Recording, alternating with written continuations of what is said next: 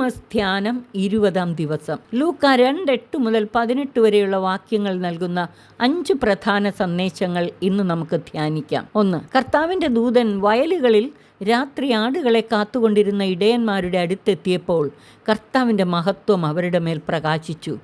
രക്ഷയുടെ സന്ദേശവുമായി ദൈവദൂതൻ സന്ദർശിക്കുന്നവരുടെ മേൽ പരിശുദ്ധാത്മാവ് വന്ന് ആവസിക്കും. കർത്താവിൻ്റെ മഹത്വം അവരുടെ മേൽ പ്രകാശിക്കും. കർത്താവിൻ്റെ വചനം സ്വീകരിച്ച് ഹൃദയത്തിൽ സംഗ്രഹിച്ച് ധ്യാനിക്കുന്നവരുടെ മേലും ഇതുപോലെ അത്യുന്നതൻ്റെ ശക്തി ആവസിക്കും. കർത്താവിൻ്റെ മഹത്വം അവരുടെ മേൽ പ്രകാശിക്കും. ദൈവത്തിൻ്റെ വ്യക്തിപരമായ സന്ദേശങ്ങൾ അവർക്ക് ലഭിക്കുകയും ചെയ്യും. 2. സകല ജനത്തിനും വേണ്ടിയുള്ള രക്ഷയുടെ സദ്വാർത്തയാണ് ദൂതൻ അവരെ അറിയിച്ചത്. ദാവീദിൻ്റെ പട്ടണത്തിൽ നിങ്ങൾക്കായി ഒരു രക്ഷകൻ കർത്താവായ ക്രിസ്തു ഇന്ന് ജനിച്ചിരിക്കുന്നു. ഇതായിരിക്കും നിങ്ങൾക്ക് അടയാളം. പിള്ളക്കച്ച കൊണ്ട് പൊതിഞ്ഞ് പുൽത്തൊട്ടിയിൽ കിടത്തിയിരിക്കുന്ന ഒരു ശിശുവിനെ നിങ്ങൾ കാണും. പിള്ളക്കച്ച യേശുവിൻ്റെ രാജത്വത്തെയും ഭൂമിയിൽ ദൈവഭരണം സംജാതമാക്കുവാനുള്ള അവിടുത്തെ രക്ഷാകര ദൗത്യത്തെയും സൂചിപ്പിക്കുന്നു.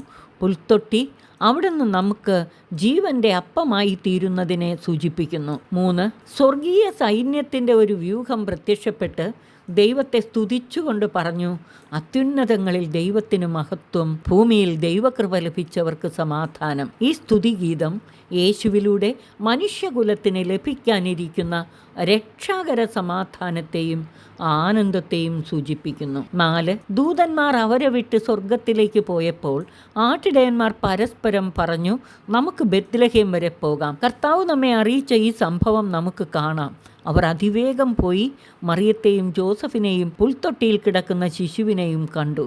അനന്തരം ശിശുവിനെക്കുറിച്ച് തങ്ങളോട് പറയപ്പെട്ട കാര്യങ്ങൾ മറ്റുള്ളവരെ അവർ അറിയിച്ചു. ദിവ്യ ശിശുവിനെ കാണുവാൻ ഇടയന്മാർ കാണിച്ച തിടുക്കവും സുവിശേഷം മറ്റുള്ളവരെ അറിയിക്കാൻ കാണിച്ച താല്പര്യവും ശ്രദ്ധിക്കുക.